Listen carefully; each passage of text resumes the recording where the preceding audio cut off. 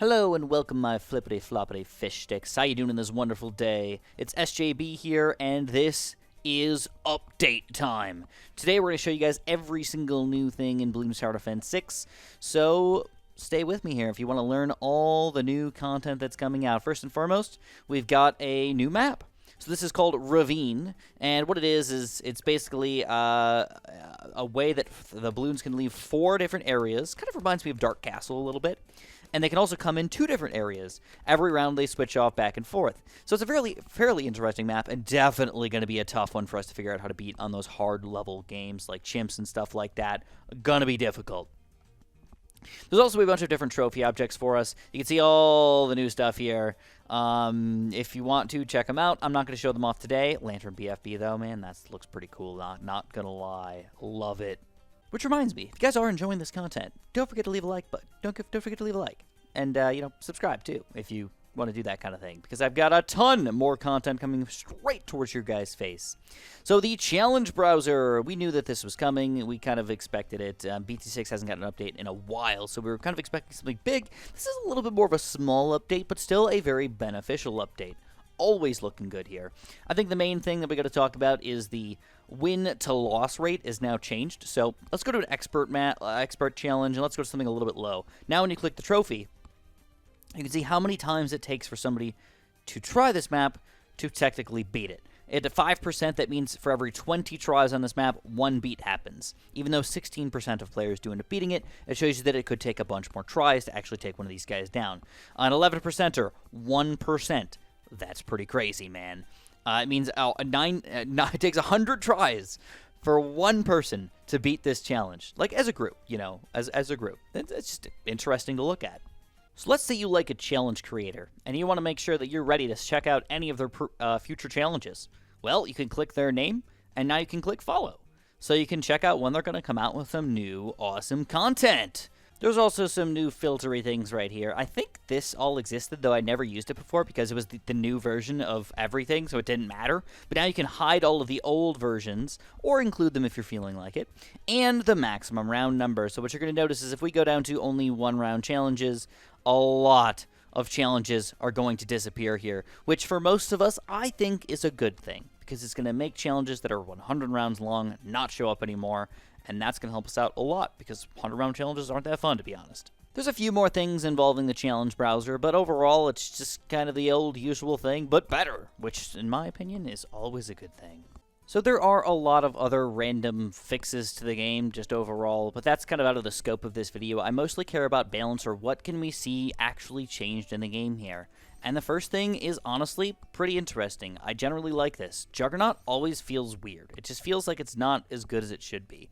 It has so much pierce, but we're not fighting 100 red balloons or 500 yellows most of the time. Most of the time we need something that can do more damage. So they finally changed the damage of the Juggernaut from 1 to 2. That means now instead of going through a green balloon down to a blue balloon, and a blue balloon down to a red, and a red down to nothing, now we go from a green down to a red. Now this is going to be even bigger when we have to fight bigger, stronger balloons like a black, because now we can go through multiple layers, completely skipping some terrible things and chopping these guys down so easily.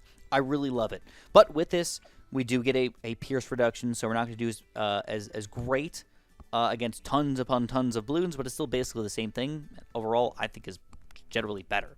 Sharpshooter got a reasonable change as well. Basically, it shoots a little bit faster, but now its damage is a little bit less. So, generally, not a bad tower. A little bit of change here and there, but overall, works pretty nice. But what's interesting is, with all these changes, the 5th tiers are not going to change at all. Glaive Lord! This guy's always been a weird tower. Not many changes, but we do have a price decrease from 40,000 to 35,000, generally making him just a much more useful tower on those maps that actually are super duper useful. Because he has infinite pierce and infinite balloon popping power, he can be a fairly useful tower, but he's definitely got his weaknesses overall, so they're finally making him more useful. I guess that Moab mauler spam was just too powerful because they nerfed him a little bit. Ceramic popping power from 4 down to 3. But what's interesting is the Moab Assassin now is 4, so they did not change that, but they made the Moab Maulers generally worse. Holy crap, the Tack zone got a change? That's honestly one of the weirdest things I've ever heard in my entire life. But hey, more power to you, Ninja Kiwi, if you just want to shake things up a little bit. Now hear me out here before you start thinking, oh my god, this thing is amazing. Understand that there are some disappointing results after this. The Tack zone damage is now from 1 to 2. So instead of going from a green balloon down to a blue balloon down to a red, it's going to go from a green down to a red. It's so fast that it doesn't even matter what it looks like, but just know that it's doing damage now. Holy crap, 2 damage now. But there are some problems here. If you noticed, the range is quite small. It's really only going to be useful in very small circumstances, even if you get a primary training or something like that. It's still a pretty small range. It's not getting humongous anymore. In fact, the exact numbers are from 46 down to 30. So we're losing, what, about 30%, 40% of our range right there? That's pretty ridiculous, man. The Pierce also reduced from 9 to 4. Less than half the Pierce that we used to go through before. So when you get big groups of ceramics coming in here, big groups of balloons, you're going to start to notice that we can't really handle them quite as well. As you can plainly see from regular ceramics getting almost all the way through over here. Against a Tack zone, that just shouldn't happen, I think. In addition, what's interesting is now the long range is going to matter quite a bit. You're going to see that long range is going to increase that back right up to normal and make him a very viably long distance tower here, but we have to get rid of the faster firing to make that happen. And that means super range tacks might actually be a thing that we are forced to use. I don't know. I mean, it makes a cross path useful, but at the same time, it hurts my soul so much to imagine a super range tack zone instead of a faster shooting tack zone. Ninja Kiwi thinks that ice towers are a little bit too much like Pat. They're bottom heavy. So what they decided to do was they tried to make the middle tier paths or higher tier paths a little bit better. So we got a price decrease on embrittlement here from 3,000 to 2,200. Not bad at all. We got a pretty nice third tier Arctic Wind decrease as well. I don't know why they did that, but all right, $300, I'll take it. And then another cryo cannon decrease as well from 2,000 to 1,750.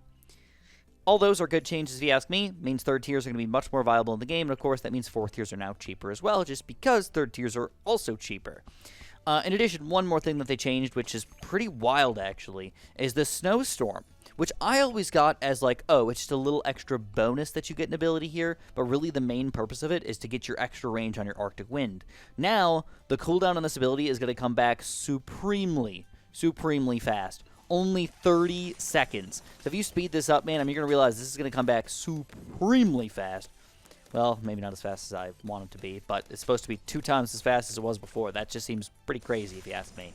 Definitely welcome changes from me on the sniper. We've got the 5th tier cripple Moab damage increased from 60 to 80. This is going to also unfold into the shrapnel shot as well when you do that, so make sure you're using shrapnel shot with your cripple Moab here. I think, most likely, it's going to be pretty powerful now. In addition, we've got a very interesting change, which I think is going to change the game a lot here. We're going to go for a supply drop now, which is going to increase our shrapnel pierce from 3 to 6. So tons of extra damage by getting supply drop. And of course, if you get to the elite sniper, I think he does even more damage than that. So even including getting this elite targeting. So quite wonderful changes for the sniper. So Ninja Kiwi did not like the way that monkey aces were being used in this game, or at least they felt like that they aren't really meant to be an early game tower, but they're not being used enough still. They're just too useless. So what they decided to do is they decided to increase the projectile range. So even though they are shooting out bones, you can notice that the darts are going to be bigger as well for your monkey ace here. In addition, the cooldown from attacks is from 2.1 seconds down to 1.68 as a base monkey ace. Very viable tower these days, just to kind of pop random balloons. I think this is going to be used a lot in really weird challenges. The attack rate buff is going to be quite a bit here, so now we're down to 25%.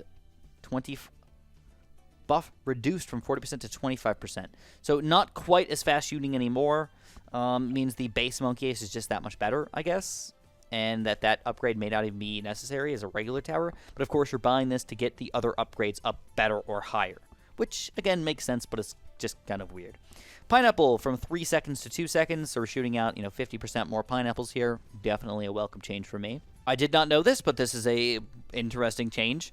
Did you know that the Spectre only got 25% faster shooting from rapid fire instead of the 40% that it was giving to the regular darts? I did not know that that was happening, but I guess I know now because they told us.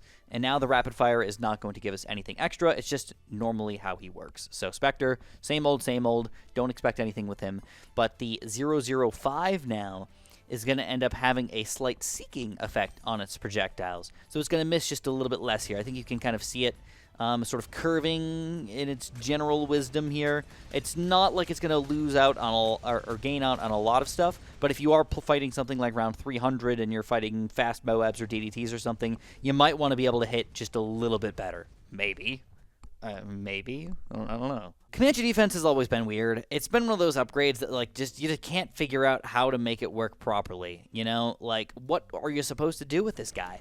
Well, at the very least, now we know that this extra little helipad that's popping out here is going to come for a reasonable amount of time now, from 12 seconds to 15 seconds. A decent gain, but still nothing that makes me want to buy Comanche defense, to be honest. Get ready to put them helicopters on your nipples and spin them real round here. I know we're getting to the middle of this video, you guys might be getting tired here, but wizards are gonna get insane. Well, just insanely weird. A lot of changes for the wizards. Like, a lot of changes. Wizard Lord Phoenix price reduced from 60 to 54k, so I'm not even going to show him to you. Just understand that that is going to be less, and that means that that already pretty good tower is a little bit more versatile. Can actually be used in, like, some real games, maybe some real chimps games or something like that. Kind of exciting. Dragon's Breath. All right, so when you get to a 3rd tier, the fireball radius is increased from 10 to 14, so a more powerful fireball when you get Dragon's Breath. In addition, the fireball damage is increased from 1 to 3. Dragon's Breath, now already pretty good, but now pretty OP. In addition, the 5th tier Wizard Lord Phoenix is going to have his fireball damage increased from 1 to 9, making him even more powerful. And the Wizard Lord Dragon's Breath damage is increased from 1 to 2. So, again, making an already pretty good tower that just isn't used all that often even more powerful. Very, very fun. And honestly, probably one of the most interesting, possibly game-breaking towers in a while, I think. Maybe? We'll have to see. Ooh, it's a bit of a nerf, but not that bad of a nerf. It's a nerf. All right, Prince of Darkness, he was a little good. He was a little OP. For the amount of money you're spending on this guy, he was nice. So now we have let's read this one first. Prince of Darkness, Glaive required for damage stacks increased from 200 to 300. So if you guys don't know how the Prince of Darkness works, I'm going to explain him really quickly, because I think it's important. The more balloons that pop inside of the range of this guy, the more he's going to build up his graveyard. As his graveyard, let's pop out like 300 frickin' ceramics here, man. Just send them all out. As his graveyard builds up, he sends bigger and bigger and stronger balloons. When the balloons stop coming out, his graveyard starts to go down. Okay? But you can see how this is important. You want to keep popping balloons inside of his range. It's going to make everything really, really good. Now the damage increase is less and less and less because realistically it's every 300 balloons instead of every 200 balloons. So I think that's 50% loss of power, but that's just from reading this. That's not from experimentation. Might be something different based in real-life gameplay.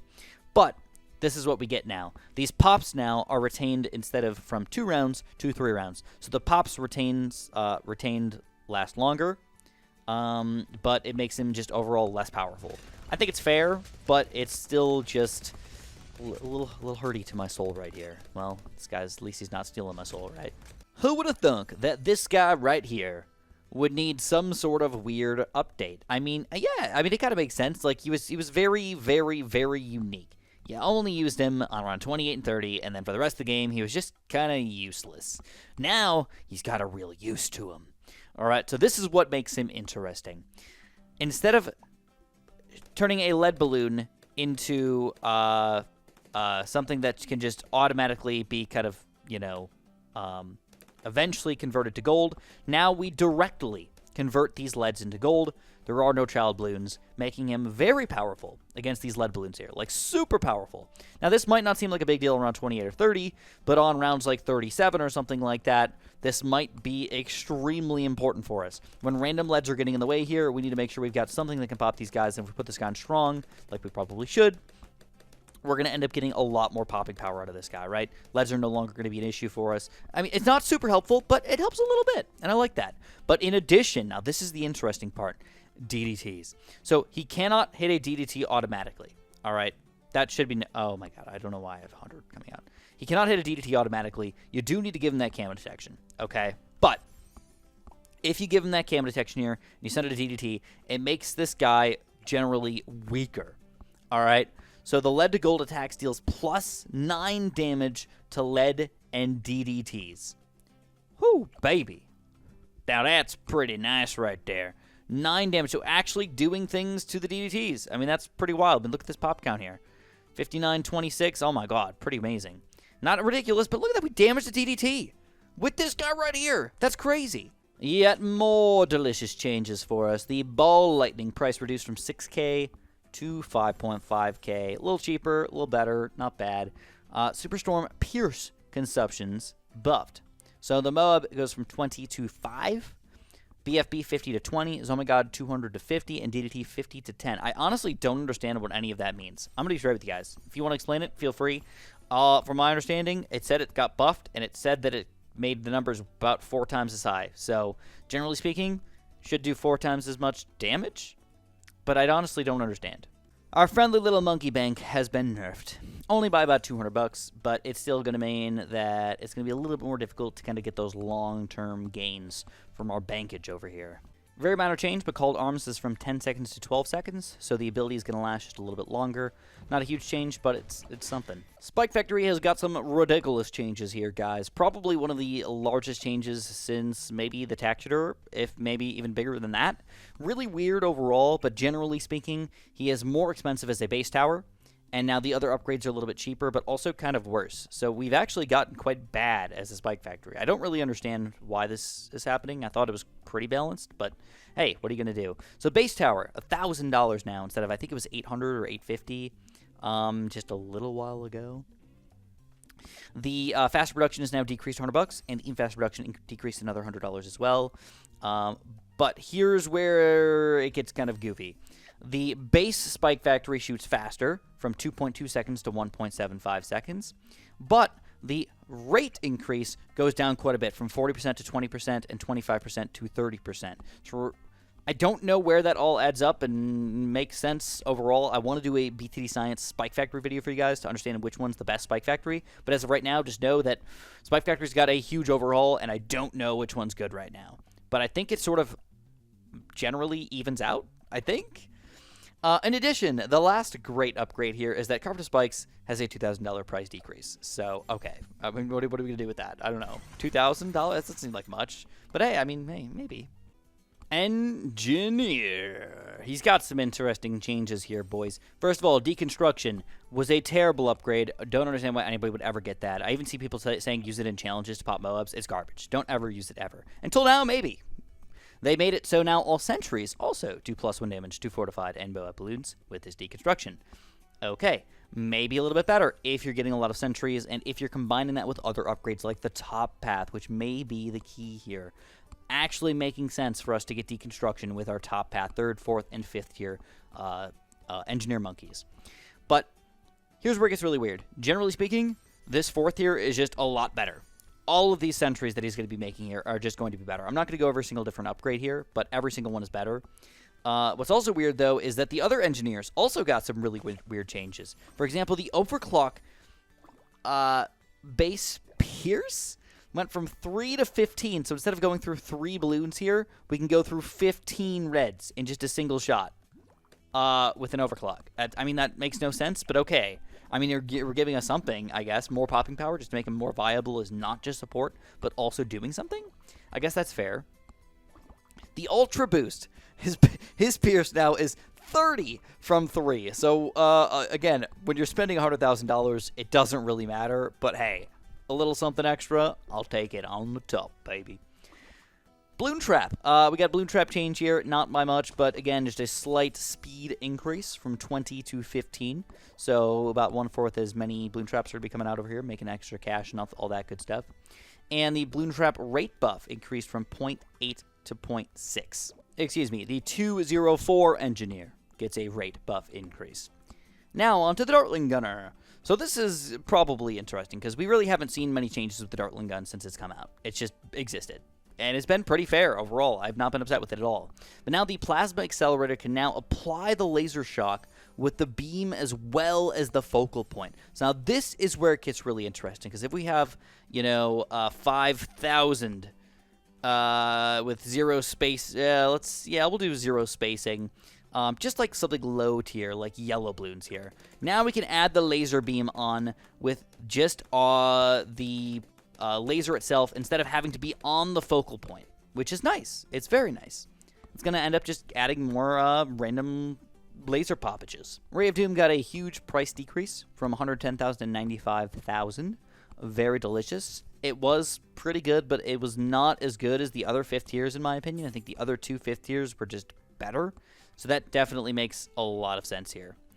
Rocket Storm got an interesting change as well. So Rocket Storm is already pretty good.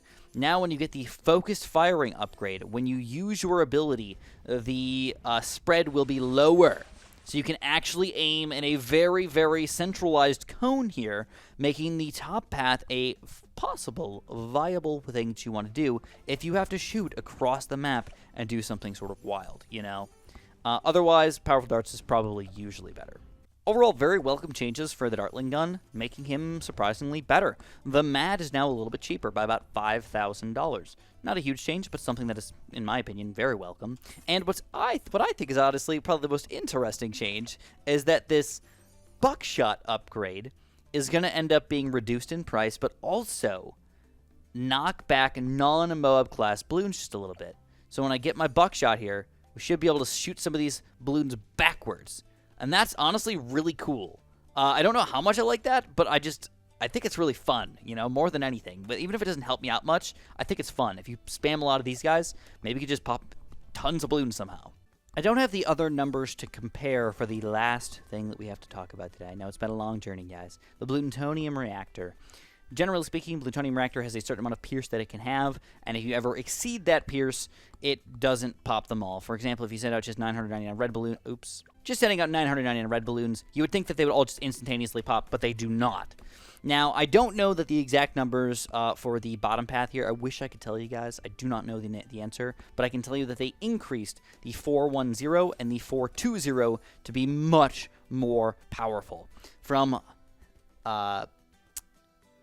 50 all the way up to 100, making it that the reactor is basically going to need one of these cross paths to be, honestly, decent.